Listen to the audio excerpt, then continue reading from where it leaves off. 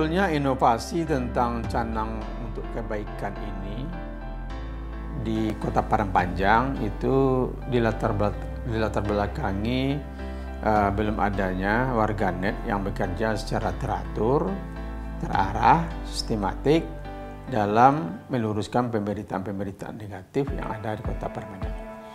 Kemudian masih adanya pemberitaan-pemberitaan dikategorikan hoax beredar di tengah masyarakat.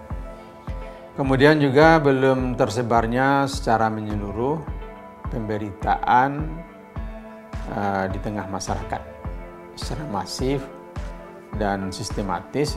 Informasi pembangunan Kota Padang Panjang ini belum menyeluruh diterima oleh masyarakat. Karena itu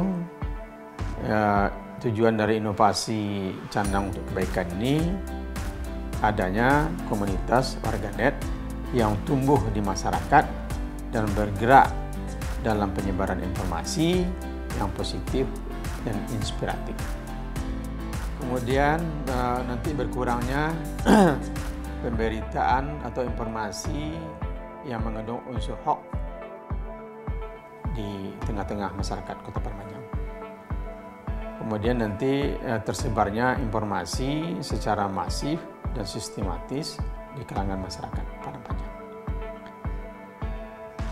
Manfaat dari inovasi Canang untuk Kebaikan ini meningkatnya konten positif dan inspiratif di kalangan masyarakat Kota Padang Panjang dan pembentukan pasukan Canang Basamo atau Canang untuk Kebaikan ini di Kota Padang Panjang.